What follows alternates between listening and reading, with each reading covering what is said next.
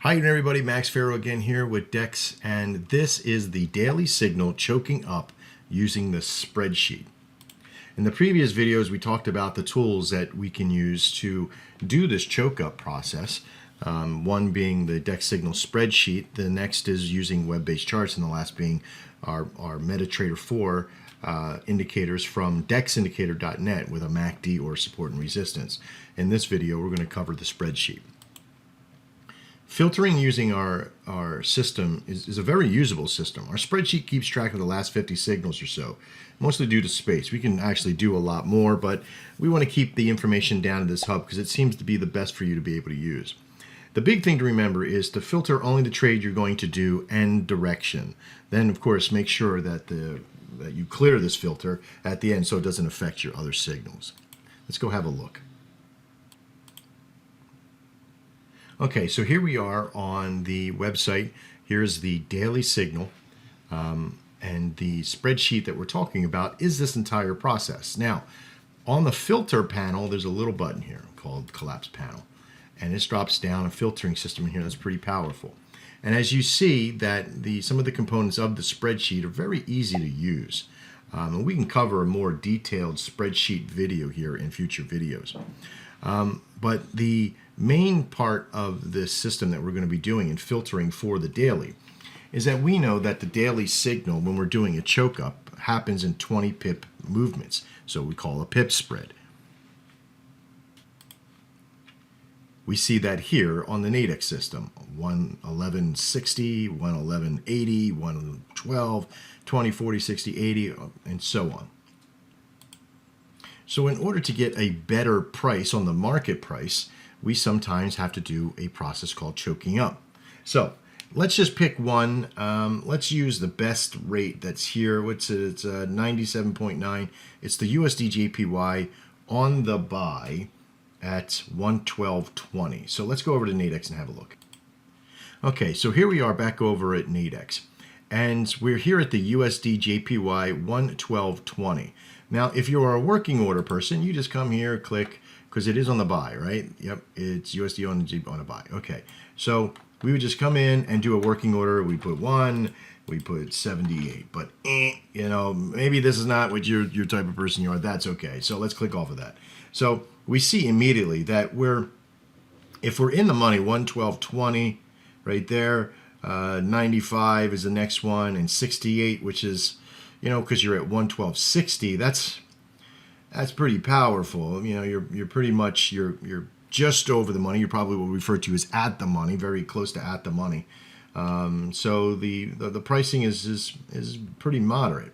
But would we want to come up 40? And that's what we'd have to find out by using the spreadsheet. But we really want to stay with one pip deviation, one statement deviation at a time. So let's go look to see if I can come up to 112.40 from the 112.20 signal.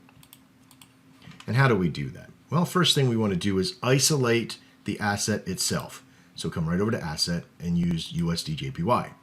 But this is going to isolate the buys and the sells. Now, why do I say isolate the buys and the sells? Well, because buy direction is a lot different than sell direction. Trust me, you'll see that here when I show you. So I'm just going to come over and isolate now the direction and hit buy. It's a very simple system to use. Once it isolates that variable of the USD on the buy, which emulates the signal, we now want to look at what we call the pip ratio, the win ratio on the pip side. And we also want to look, you know, in the last 50 trades, how well has this thing performed? It looks like it hasn't lost at all. So I think this is something over the last 25, 30 trades in here. This is a pretty good trade system in here. But now what we want to look at is, since we're coming up one pip deviation, one statement deviation, if you will, we want to see how many times did it finish out with more than 20 pips. 1, 2, 3. There's one that didn't finish out. So if we actually had done a choke up on this for 20 pips, we would have lost this one. There's a win, there's a win, there's a win, there's a win, there's a win, but barely. There's the loss if we did a 20. So it's basically 2 losses out of this 25. So if that's the case, you would have won, if you did a pip up, you would have won 23 times So it finishes over 20 pips 92% of the time. That's a pretty damn good ratio. So what could you do at this particular point? Well, at this point, you could easily safely come up the 1 pip statement deviation here to the 93. And you could do the same thing with that you do normally in a working order process. You can put that on there. Now you have a lot more availability of it filling from this point because you have something on the board. Now, what does it look like at 40 if you were to come into 2 pips at that point, or 2 statements up from that point? And again, we come over and we look at the board. How many times did it finish over 40? Or how many times didn't it? Let's look at that. Well, there's 1 that didn't, 2, 3, 4, 5, 6. So 6 out of 25 on this one. So you come over, you could do the math. So if there's 25 signals divided by 15, so divided by 25, and that's only about 76%. Now that's a pretty good ratio, okay? Because what you're doing, watch this, and this is risky, but it's very aggressive. Okay, I want to show you this.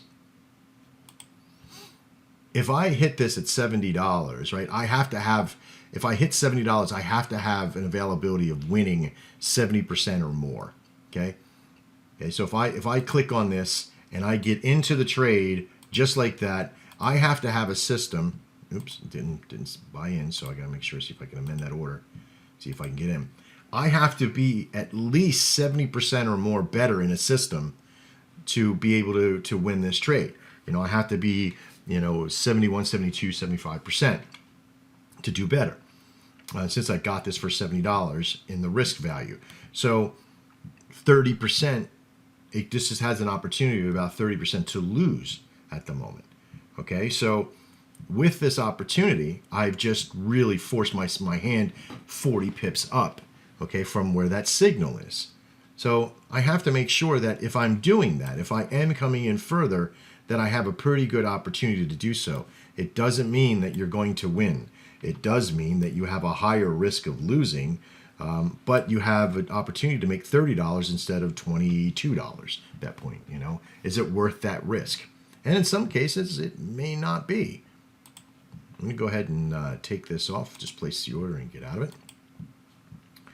And of course, it put it right down into working orders. It sometimes happens. I'm going to hit the... Up there it goes. It got filled. Okay, so if you're not going to take the first deviation of pip, the first pip deviation, okay, up 1 statement, and you're going to get aggressive like that, make sure you do some follow-up with some of that information just like we have. Because I want you to look to see, watch what happens when I just isolate the sell variable, okay?